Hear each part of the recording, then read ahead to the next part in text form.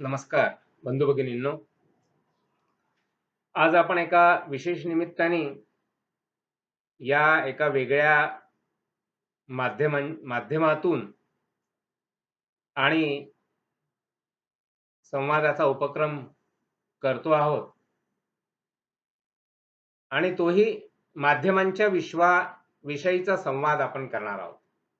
हा एक विलक्षण अशा प्रकारचा योगायोग आहे की आपल्या भारतीय इतिहास पुराणांमध्ये ज्या महर्षी नारदांचं व्यक्तिमत्व आपण बघतो, त्या महर्षी नारदांच्या जयंतीच्या निमित्ताने एक हा सुसंवादाचा प्रयत्न विश्वसंवाद केंद्रातर्फे केला जात आहे.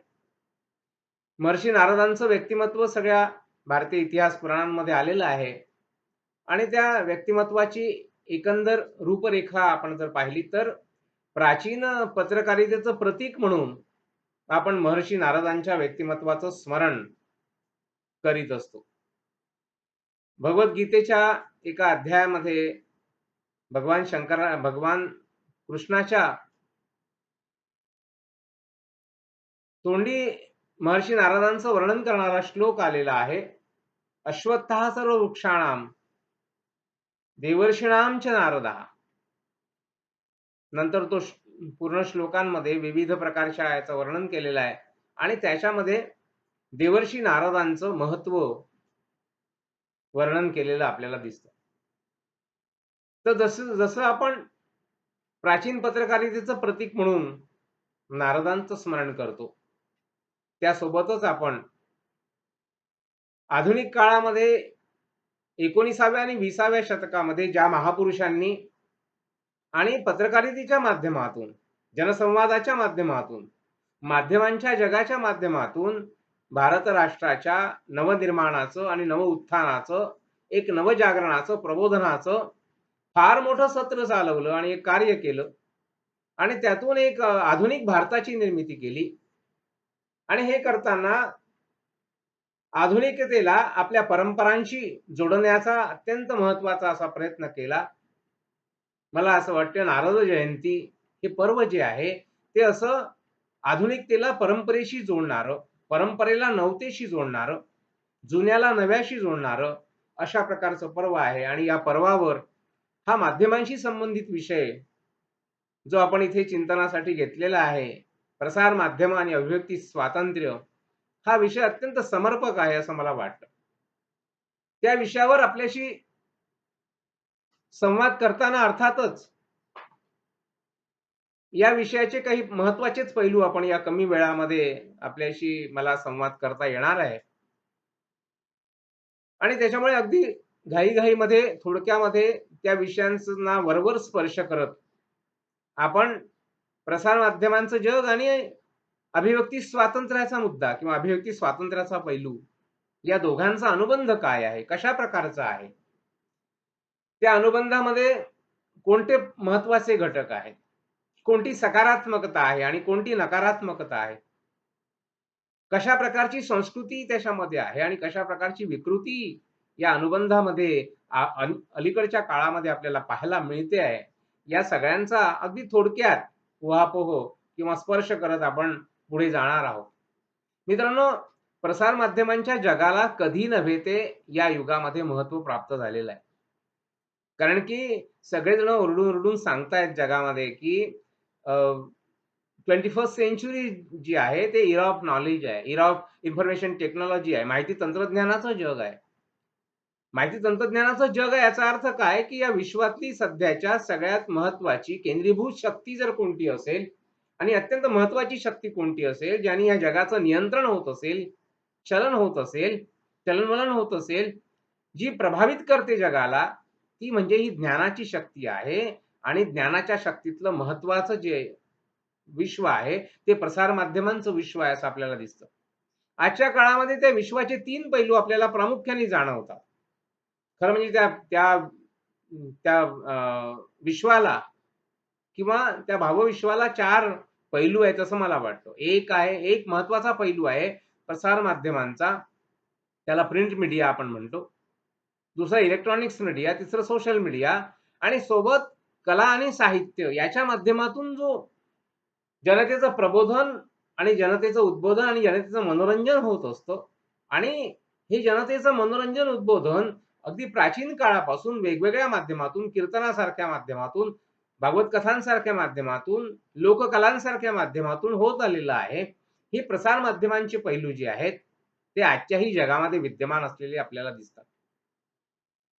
यासोबतच आपल्या हेही लक्षात येतं, की लोकशाहीचे जे 4 स्तंभ आहेत, त्या लोकशाहीच्या 4 स्तंभांमध्ये संसद आहे, कार्यपालिका आहे, प्रशासन म्हणजे न्यायपालिका आहे आणि चौथा माध्यमांचा स्तंभ. हा जो चौथा स्तंभ आहे, या चौथ्या स्तंभाचं महत्त्व अत्यंत आहे, हे आपल्याला जाणवतं. बरं, या सगळ्या गोष्टींचा संबंध आपल्या भारतीय राज्यघटनेशी आहे. कारण की अभिव्यक्ती स्वातंत्र्याची संकल्पना जी आहे, ती राज्यघटनेने स्वीकारलेली संकल्पना आहे.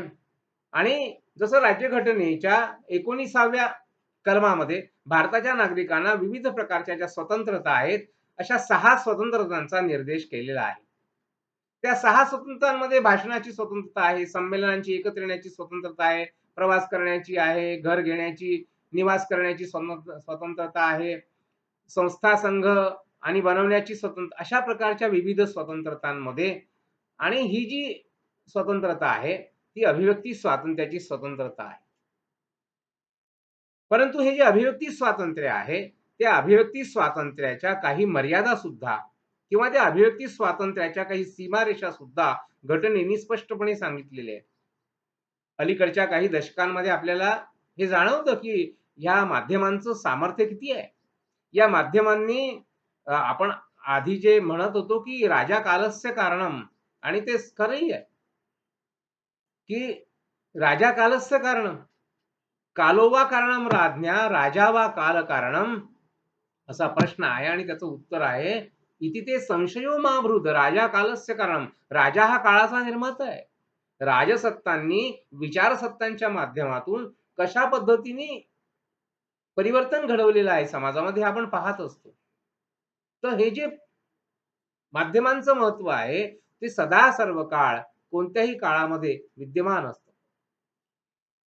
परंतु ही जी अभिव्यक्ती आहे, आपल्या विचारांची अभिव्यक्ती, आपल्या भावनांची अभिव्यक्ती, जेव्हा या विशिष्ट चौकटीमध्ये, घटनेच्या चौकटीमध्ये जेव्हा कोणताही नागरिक या देशातला करतो, तेव्हा त्याला काही मूलभूत अशा प्रकारच्या, महत्त्वपूर्ण अशा प्रकारच्या सीमारेषा आणि मर्यादा घटनेनेच आखून दिलेल्या आहेत. त्याचं पण आपण चिंतन केलं पाहिजे, त्याचा पण आपण विचार केला पाहिजे. अनेकदा लोकं अशा प्रकारचे सोयीची अभिव्यक्तीची संकल्पना समाजामध्ये मांडताना दिसतात.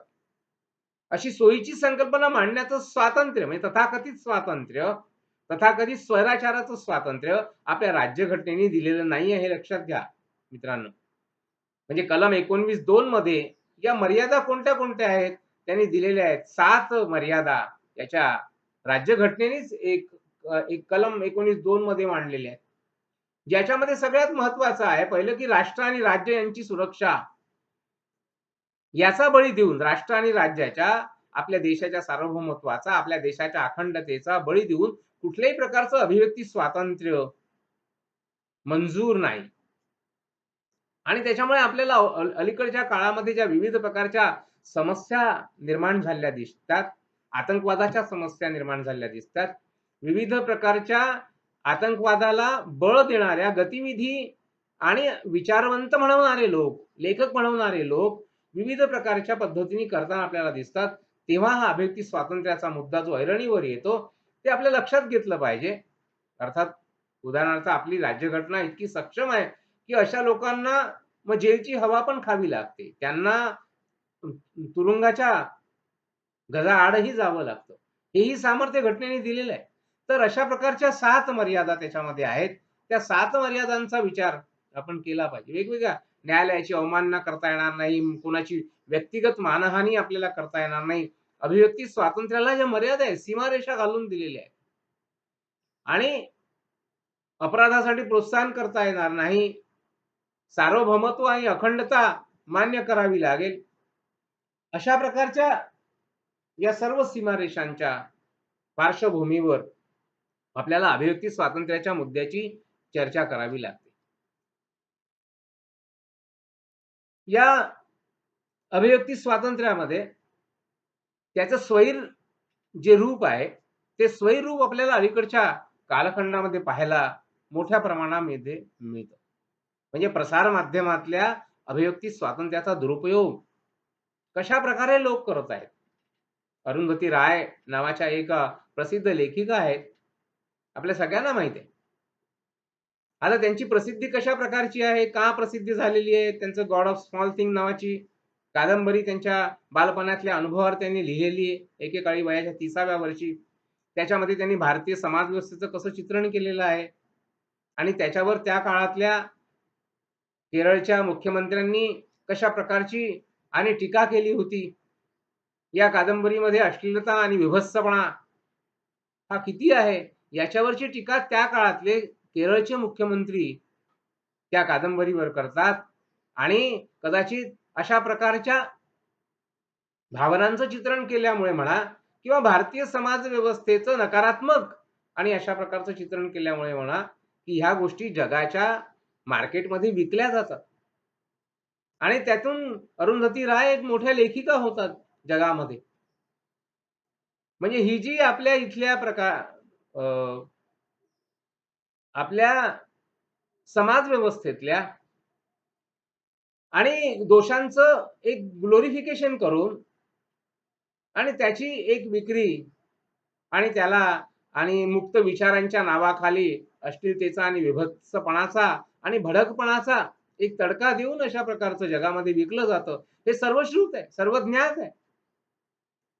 आणि अशा हे लोक अभिव्यक्ती स्वातंत्र्याच्या नावाखाली राष्ट्रद्रोह करताना दिसतात. मित्रांनो लक्षात घ्या, की राज्यघटनेच्या चौकटीमध्ये डॉक्टर बाबासाहेब आंबेडकरांनी भारतीय लोकशाहीचे भवितव्य नावाच्या एका लेखामध्ये असं स्पष्टपणे म्हटलं होतं, की भारतीय लोकशाही समोरच्या आव्हानांमध्ये, भारतीय लोकशाही टिकण्याच्या आव्हानांमध्ये एक महत्त्वाचं आव्हान असं राहणार आहे, की कोणत्याही प्रकारच्या बेकायदेशीर मार्गाने, असनदशीर मार्गांचा अवलंब या समाजातल्या कोणत्याही घटकांनी करता कामा नये. आता आपल्याला दैवदुर्विलास असा दिसतो, की डॉक्टर बाबासाहेब आंबेडकरांचं अनुयायीत्व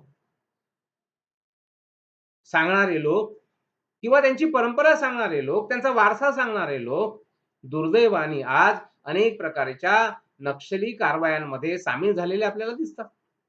अलीकडच्या काळातलं जे एल्गार परिषदेचं भीमा कोरेगावचं जे प्रकरण आहे, याच्यामध्ये जे लोक तेलतुंबडे आणि नवलखासारखे लोक जे न्यायालयाचे उंबरठे झिजवतायत आणि त्यांना कुठल्याही पद्धतीने राज्यघटनेच्या चौकटीमध्ये अशा पद्धतीने देशविघातक अशा प्रकारच्या कारवाया करण्याचं कुठलंही स्वातंत्र्य, अभिव्यक्ती स्वातंत्र्याच्या नावाखाली घेता येणार नाही. हे राज्यघटनेमध्ये स्पष्ट केलेलं आपल्याला दिसतं. अनेक अशा संस्था आपल्या याच्यामध्ये आहे, की ज्या जातीपातीमध्ये विद्वेष निर्माण करण्याचा प्रयत्न सतत करत असतात. संभाजी ब्रिगेड सारख्या संस्था आहेत आणि पुतळे फोडणं आणि अनेक प्रकारचे समाजामध्ये जातीभेद माजवण्याचा प्रयत्न करणं आणि अभिव्यक्ती स्वातंत्र्याच्या नावाखाली हे जे समाजाला तोडण्याचं कारस्थान अवतीभोवतीच्या पर्यावरणामध्ये चाललेलं आपल्याला दिसतं. हे खऱ्या अर्थाने अभिव्यक्ती स्वातंत्र्य नाहीये. हा अभिव्यक्ती स्वातंत्र्याचा गैरवापर आहे. हे स्पष्ट आपल्याला दिसतं आणि हा देशविघातक अशा प्रकारचा गैरवापर आहे, हे आपल्याला दिसतं. भारतीय संत साहित्य आपल्याकडे आपण सर्व समाजाने त्या आणि आपल्या अनेक महापुरुषांनी महात्मा गांधी असो, लोकमान्य टिळक असो आणि इतरही साने गुरुजी असो, अनेक महापुरुषांनी या सर्व संत साहित्यातून आपल्या जीवनाची प्रेरणा घेतलेली आपल्याला दिसते. या भारतीय तत्वज्ञानाच्या, या हिंदू तत्वज्ञानाच्या, या दर्शनाच्या ज्याला doctor Radhakrishnan way of life असं म्हणतात. या वे ऑफ लाईफच्या आधारावर ज्यांनी आपल्या जीवनाची रचना केलेली आपल्याला दिसते. गांधीजींच्या एकादश व्रतांमध्ये जी सगळी लक्षणं आपल्याला दिसतात, ती कुठल्यातरी प्राचीन परंपरेतल्या धर्मलक्षणातून आलेली दिसतात. आपल्या बुद्ध तत्वज्ञानामधली पंचशील जी आपल्याला दिसतात, त्या पंचशीलांचं अनुसरण करण्याचा प्रयत्न हे सर्व महापुरुष करताना दिसतात. तर या महापुरुषांनी भारतीय संत साहित्य असो किंवा भारतीय प्राचीन दर्शन असो, या दर्शनांच्या आधारावर आपलं जीवन आधारलेलं, उभं केलेलं आपल्याला जाणवतो.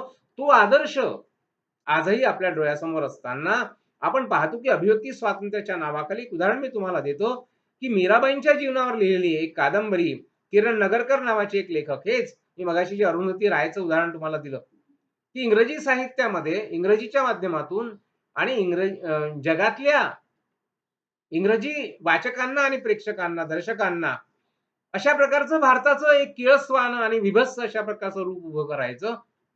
भारताच्या परंपरांची विकृत अशा प्रकारची मांडणी करायची आणि अभिव्यक्ती स्वातंत्र्याच्या नावाखाली ती खपवायची. असा एक प्रकार मोठ्या प्रमाणात चालला दिसतो. मीराबाईंच्या जीवनावरची कक्कल्ड नावाची कादंबरी, ज्याला दुर्दैवाने इंग्रजी साहित्यातला साहित्य अकादमीचा पुरस्कार सुद्धा दिला गेलेला आपल्याला दिसतो. तर अशा प्रकारच्या ज्याच्यामध्ये भारतीय संत साहित्य आणि ईश्वर आणि भक्त यांच्यातल्या संबंधाचं वर्णन, मधुरा भक्ती जी आहे, त्या मधुरा भक्तीच्या वर्णनाला सॉफ्ट पोर्नोग्राफी अशा प्रकारचं विकृत चित्रण हे नगरकरांसारखे लेखक करताना दिसतात. या अभिव्यक्ती स्वातंत्र्याला मला असं वाटतं, की भारतीय राज्यघटनेच्या चौकटीमध्ये कुठल्याही पद्धतीने जागा नाही, असं आपल्याला जाणवतं. हे जे अभिव्यक्ती अ, स्वातंत्र्याचं जे आहे, हा दुरुपयोग जो आहे, त्या दुरुपयोगाची चिंता आणि आपण सतत केली पाहिजे आणि त्यासाठी या सर्व विषयांचं अध्ययन आणि अध्यापन आपण केलं पाहिजे. जसं अरुंधती रायच्या उदाहरणाचं मी तुम्हाला सांगितलं, की प्रत्येक अशा प्रकारच्या देशद्रोही आणि समाजविघातक, समाजामध्ये अराजकता निर्माण करणाऱ्या कारवायांचं समर्थन हे अर्बन नक्सल, हे अशा प्रकारचे जे तथाकथित पुरोगामी, आपल्या महाराष्ट्राला एक पुरोगामी विचारांची मोठी परंपरा आहे. म्हणून मी त्यांना तथाकथित पुरोगामी म्हणतो. कारण ते खऱ्या अर्थाने पुरोगामी नाहीच आहेत. खऱ्या अर्थाने पुरोगामी नाहीच आहेत. कारण की ते इथल्या धर्मसंस्कृती परंपरांचा विरोध करतात, द्वेष करतात. पण काही विशिष्ट धर्मसंस्कृती परंपरांचं मात्र लांगुलचालन करतात. ज्या धर्मसंस्कृती परंपरा अजूनही पुष्कळदा आपल्याला त्यांच्या रानटी आणि कबिलाई अशा प्रकारच्या प्रथांमधून बाहेर निघालेल्या नाहीयेत. अशा प्रथा असलेल्या धर्मांचं समर्थन करणारे हे लोक मात्र आणि सतत परिवर्तनशील अशा प्रकारच्या हिंदू धर्माचं आणि हिंदू संस्कृतीचं आणि हिंदू दर्शनांचं मात्र विकृत असं प्रेझेंटेशन समाजामध्ये विविध माध्यमातून करतात. प्रत्येक गोष्टीला विरोध करण्याचा प्रयत्न करतात. एक एक विशिष्ट प्रकारचं विचारांचं कॅनॉल फॉर्मेशन या अशा तथाकथित पुरोगामी, तथाकथित सेक्युलर, मी त्यांना तथाकथितच म्हणतो. सो कॉल्ड हे खऱ्या अर्थाने सेक्युलर नाहीयेत हे लोक. जे स्वतःला सेक्युलर म्हणवतात, ते खऱ्या अर्थाने सेक्युलर नसलेले लोक आहे. विशिष्ट धर्मसंस्कृतीला विरोध म्हणजे सेक्युलरिझम. विशिष्ट धर्मसंस्कृतीचे लांगुलचालन पाय चाटणं, विशिष्ट अल्पसंख्य समाजाच्या आणि धर्मांच्या आणि संस्कृतीचं लांगुलचालन करणं, हा त्यांचा हा दुटप्पी अशा प्रकारचा सेक्युलरिझम, दुटप्पी अशा प्रकारची अभिव्यक्ती स्वातंत्र्याची कल्पना, खोटी आणि दांभिक अशा प्रकारची कल्पना राबवणारे हे लोक, हे आपण ओळखले पाहिजे. हे आपण ओळखलेले आहेत. अलीकडच्या काळामध्ये अनेक विचारवंतांनी आपल्या परंपरेचा आणि आपल्या संस्कृतीचा, अमिश सारखे लेखक आहेत, अमिश त्रिपाठी सारखे लेखक, देवदत्त पटनायक सारखे लेखक आहेत, जग्गी वासुदेवांसारखे गुरु आहेत, रामदेवांसारखे, रविशंकरांसारखे आणि अनेक महापुरुष आणि लेखक विचारवंत या देशामध्ये आजही आपल्या संस्कृतीचं चिंतन आणि आपल्या संस्कृतीचं अत्यंत सात्विक, मंगल उदात्त अशा प्रकारचं रूप जनसमाजासमोर आणि संपूर्ण विश्वासमोर ठेवण्यासाठी आपल्या जीवाचा आटापिटा करताना आपल्याला दिसतात. देवदत्त पटनायकांसारख्या लेखकांचं मेरी गीता नावाचं अनेक अनेक त्यांची पुस्तकं आहेत. या लेखकांनी जो परंपरांचा आणि आपल्या संस्कृतीचा नवा अर्थ मांडलेला आहे, तो आपण लक्षात घेतला पाहिजे. नक्की हे जे बाकीचे लेखक आहे, ते आपलं साहित्य जगामध्ये विकावं म्हणून या संस्कृतीचं किंवा या परंपरांचं विकृतीकरण करून त्याची मांडणी जगाच्या बाजारामध्ये करतात. आणि हे लोक खास करून हे संस्कृती विरोधी लोक, संस्कृती द्वेष्टे लोक जे आहेत, असंस्कृत एक प्रकारचे लोक जे आहेत, ह्या लोकांच्या अभिव्यक्ती स्वातंत्र्याच्या कल्पनांचं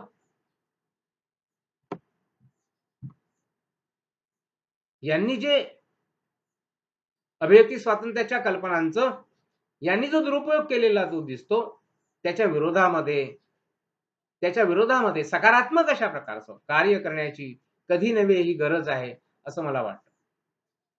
हे जे काही जसं मी तुम्हाला एक उदाहरण सांगतो, की तस्लिमा नसरीन नावाच्या दुसऱ्या बाजूला लेखिका आहेत, बांगलादेशच्या लेखिका आहेत आणि त्या अनेक वर्षांपासून निर्वाचित कलाम, निर्वासित म्हणून राहत आहेत. निर्वाचित कलाम त्यांच्या काव्यसंग्रहाचं नाव आहे. त्यांच्या आत्मकथा आहेत. उधाण वारा, माझं कुवारपण आणि त्यांच्या आत्मकथातून त्या अलीकडचे त्यांचं द्विखंडित नावाचं जे आत्मकथन आहे, त्याच्यामध्ये त्याच्यावर भरपूर गदारोळ बांगलादेशामध्ये आणि बंगालमध्ये झालेला होता. तर तस्लिमा नसरीन असं म्हणतात. तस्लिमा नसरीन यांचं या का असं म्हणतात? यांचं विधान आहे अत्यंत महत्त्वाचं विधान त्यांनी या भारतातल्या तथाकथित सेक्युलर लोकांबद्दल आणि पुरोगामी लोकांबद्दल केलंय, की हे खऱ्या अर्थाने सेक्युलर नाहीये. तस्लिमा नसरीन म्हणतात, की हे लोकं हिंदू विरोधी आहेत.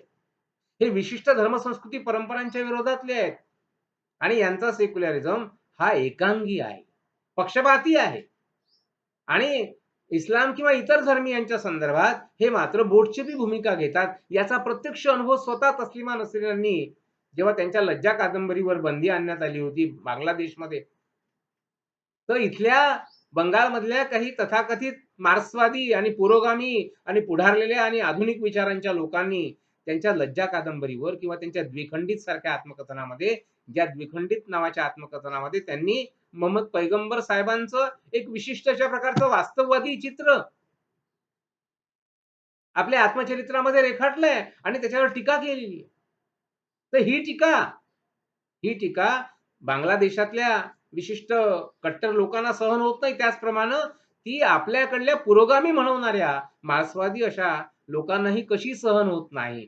हे तस्लिमा नसरीन यांनी यांचं ढोंग त्या माध्यमातून उघडं पाडलेलं आपल्याला दिसतं. तर ही अभिव्यक्ती स्वातंत्र्याची जी संकल्पना आहे मित्रांनो, ती अभिव्यक्ती स्वातंत्र्याची कल्पना आणि प्रसार माध्यमांच्या आणि विविध प्रकारच्या प्रसार माध्यमांच्या माध्यमातून जी विकृत पद्धतीने सादर केली जाते. खरं तर आपल्या भारतीय परंपरेचा आणि संस्कृतीचा विचार हा सर्वसमावेशक अशा प्रकारचा विचार आहे. इन्क्लुसिव्ह अशा प्रकारचा विचार आहे. महाराष्ट्र संस्कृती ज्याला आपण म्हणतो मराठी संस्कृती, त्याच्या संदर्भातही असं म्हटलं जातं, की सुसंवाद आणि समन्वय ही महाराष्ट्र संस्कृतीची आद्य खूण आहे. डॉक्टर द.भी. कुलकर्णींसारखे विचारवंत लेखक किंवा डॉक्टर सदानंद मोरेंसारखे विचारवंत लेखक या महाराष्ट्र संस्कृतीच्या या समावेशकतेचं चित्रण सर्वत्र करत असतात. खरं तर आपली ही संस्कृती समावेशक अशा प्रकारची संस्कृती आहे आणि त्या समावेशकतेचं वर्णन एका प्रसिद्ध सुभाषितामध्ये आपण नेहमी ऐकलेलं आहे, की "अयं निज परो वेती गणना लघुचेतसाम उदारचरितानांतु वसुधैव कुटुंबकम्." मातृवत परदारेषु परद्रव्येषु रोष्टवत आत्मवत् सर्वभूतेषु यः पश्यति स पंडिता. आत्मवत् सर्वभूतेषु जी आपली परंपरा आणि संस्कृती आहे. जे का रंजले गांजले त्यासी म्हणे जो आपुले तोची साधू ओळखावा देव तेथेची जाणावा. ज्यासी अपंगिता नाही त्यासी धरे जो हृदयी. ज्याला कुणीही या जगामध्ये विश्वामध्ये अपंगणारं नाही, त्यांना हृदयाशी धरणारी आमची भारतभूमी आहे. आमची संस्कृती. ही जी व्यापकता आहे एका बाजूला आणि ती व्यापकता असताना आपल्या संस्कृतीवर जे विविध प्रकारचे आघात होतात आणि या माध्यमांच्या द्वारा ज्या चुकीच्या संकल्पना समाजामध्ये प्रसूत होतात, त्याविषयीचं चिंतन कधी नव्हे ते करण्याची आणि त्याची अभ्यासाच्या आधारावर जे आज अनेक मोठे-मोठे लेखक विविध प्रकारचं साहित्य लिहितात आहे. गेल्या 10,000 वर्षांचा भारतीय संस्कृतीचा इतिहास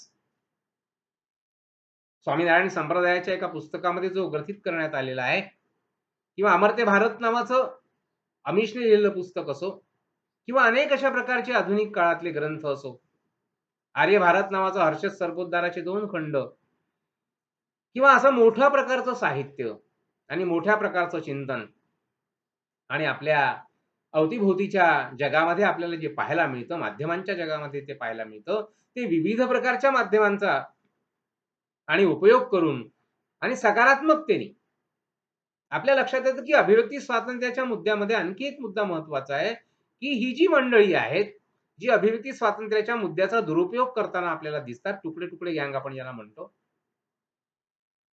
आणि अर्णव गोस्वामींसारखे पत्रकार त्याचं अतिशय अचूक आणि भेदक अशा प्रकारचं वर्णन करतात. तेव्हा कालपर्यंत अर्णव गोस्वामींच्या इंग्रजी पत्रकारितेचे गुणगान गाणाऱ्या तथाकथित पुरोगामी, तथाकथित सेक्युलर लोकांना मिरच्या झोंबतात. मित्रांनो, हा जो ढोंगीपणा आहे, हा जो दुटप्पीपणा आहे, हा जो दांभिकपणा आहे, हा ओळखण्याची गरज आहे आणि या प्रसार माध्यमांच्या जगामध्ये आपलं कोण आणि परकं कोण हे ओळखण्याची गरज आहे. भारत केंद्री विचारांचे लोक कोण? भारताच्या संस्कृती आणि परंपरांचं आणि रक्षण करण्यासाठी आणि उभे राहणारे लोक कोण? आणि अर्थातच आपल्या संस्कृती परंपरांचं रक्षण म्हणजे मानवतेचं रक्षण आहे, विश्ववात्सल्याचं रक्षण आहे, विश्व कुटुंबवादी विचारधारेचं रक्षण आहे. हे पण आपण सतत लक्षात ठेवलं पाहिजे. हे सगळं करताना ही आक्रमकता जेव्हा आपल्या विचारांमध्ये असते, तेव्हा आपली जी समावेशक विचारधारा आहे, ती पण आपण विसरून चालणार नाही. आपला जो इन्क्लुझिव्हनेस आहे. म्हणजे वसाहतवादाच्या प्रभावातून अनेक लोकं आपल्या संस्कृतीचा चुकीचा विचार करतात. आणि त्याला उत्तर देणारे डॉक्टर गणेश देवींसारखे स्मृतिभ्रंशानंतर त्यांचा जो ग्रंथ आहे, आफ्टर अॅम्नेशिया वाचण्यासारखा ग्रंथ आहे, की आपल्या विचारवंतांना स्मृतिभ्रम झालेला आहे आणि आपल्या संस्कृतीचा कसा विसर पडलेला आहे. आपल्या भाषिक संस्कृतीचा, आपल्या भाषिक परंपरेचा, आपल्या गौरवमयी अशा प्रकारच्या परंपरेचा, भाषिक आणि सांस्कृतिक परंपरेचा कसा विसर पडलेला आहे आणि आपण कसं इंग्रजांच्या आणि पाश्चात्यांच्या उंजळीतून पाणी पितो आहोत, याला ते सांस्कृतिक स्मृतिभ्रंश असं म्हणतात. अशा प्रकारचे विचार ज्याला आपण राष्ट्रीयत्वाचे विचार म्हणू, भारतीयत्वाचे विचार म्हणू, हिंदुत्वाचे विचार म्हणू, देशत्वाचे विचार म्हणू, असा हा जो विचारांचा एक विचारव्यूह आहे. त्या विचारव्यूहाचे विविध पैलू लक्षात घेऊन आपण हा अनुबंध प्रसार माध्यमांचा आणि अभिव्यक्ती स्वातंत्र्याचा लक्षात घेतला पाहिजे, असं आपल्याला या ठिकाणी दिसतं. ही जी आणि ह्या तत्वाचं चिंतन मंथन, या 2 अनुबंधांचा विचार, कोणत्या गोष्टी स्वीकार्य आहेत, कोणत्या गोष्टी त्याज्य आहेत, या सर्व आणि अलीकडच्या संभ्रमाच्या आणि एक प्रकारच्या वैचारिक अराजकाच्या काळात मित्रांनो, हा अत्यंत आव्हानात्मक अशा विचार क्षेत्रातला काळ आहे. सर्वसामान्य माणसाला भोंदून टाकणारा आणि जणू काही आदर्शवादी विचारांचा जणू काही मृत्यू झालेला आहे आणि अशा प्रकारची घोषणा करणारा असा हा एक प्रकारे संभ्रमाचा काळ आहे. पण या संभ्रमाच्या काळातच आपल्या विविध प्रकारच्या आणि बलशाली अशा प्रकारच्या दर्शनाच्या, चिंतनाच्या आधारावर एक नवभारताची निर्मिती करण्याचं स्वप्न आणि आपल्या भारतातले थोर-थोर जे काही समाजसेवक आहेत, राष्ट्रपुरुष आहेत, ते पाहताना आपल्याला दिसतात. तेच खरे भारताचे भाग्यविधाते आहेत. त्या भारताच्या भाग्यविधात्यांना एक वैचारिक बळ पुरवण्याचं कार्य तुमच्या आमच्यासारख्या या वैचारिक लढाईतल्या योद्ध्यांना करायचं आहे. विविध प्रकारच्या जुन्या आणि नव्या विचारांचा समन्वय करत आणि युगानुकूल अशा प्रकारचं जे चिंतन आहे, जी आपल्या संस्कृतीची सत्वधारा आहे, जी आपल्या संस्कृतीची भावधारा आहे, ती आजही अम्लान आहे, आजही टवटवीत आहे, आजही जिवंत आहे. विविध प्रकारच्या साहित्याच्या आणि कलांच्या माध्यमातून, संगीत कलेच्या माध्यमातून, विविध प्रकारच्या कलांच्या माध्यमातून ही जी प्रवाहिनी अशा प्रकारची संस्कृतीची गंगा आपल्यापर्यंत वाहत आलेली आहे आणि त्याच्या तीरावर आपण सगळे उभो आहोत आणि त्या विचारांच्या त्या विचारांच्या प्रभावाखाली जसे आपण आहोत, तो विचारांचा प्रभाव स्वीकारून आणि आपण आजच्या ह्या संभ्रमाच्या आणि काहीशा अराजक सदृश अशा प्रकारच्या एक गोंधळाचं वातावरण आपल्याला दिसतं.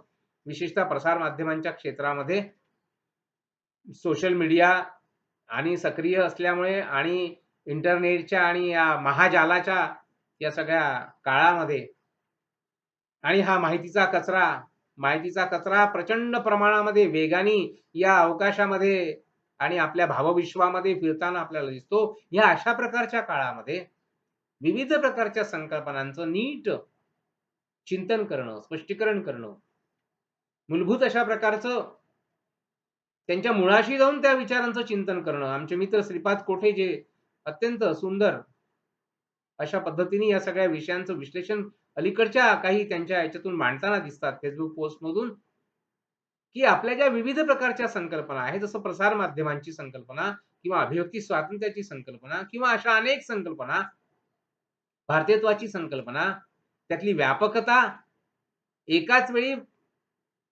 त्यावर आक्रमण करणाऱ्या विविध प्रकारच्या शक्तींशी संघर्ष करणं, लढा देणं आणि त्याच वेळी आपल्या अंतर्गत ज्या काही कमकुवत अशा आपल्या समाजाच्या बाबी आहेत, विषमतेसारख्या, जातीभेदासारख्या, त्यांच्याशीही संघर्ष करणं, अशा प्रकारचा दुहेरी संघर्ष, वैचारिक संघर्ष आणि या संक्रमणाच्या, संभ्रमाच्या काळामध्ये करणं, मला असं वाटतं, की अत्यंत आवश्यक आहे.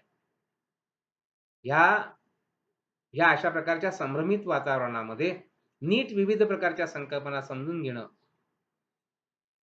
या नारद जयंतीच्या निमित्ताने हा एक संवाद साधण्याची संधी मला विश्वसंवाद केंद्राच्या मान्यवरांनी दिली.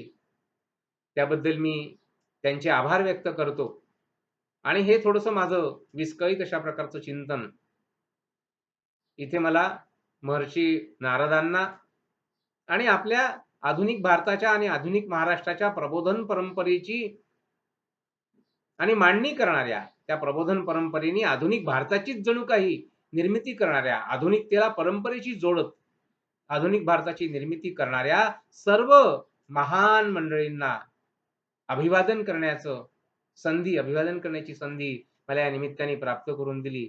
त्याबद्दल मी या ठिकाणी धन्यवाद व्यक्त करतो. महर्षी नारदांच्या स्मृतींना आणि आपल्या थोर पत्रकारांच्या भारतीय परंपरेला, आधुनिक पत्रकारांच्या भारतीय परंपरेला विनम्र अभिवादन करतो आणि थांबतो. धन्यवाद.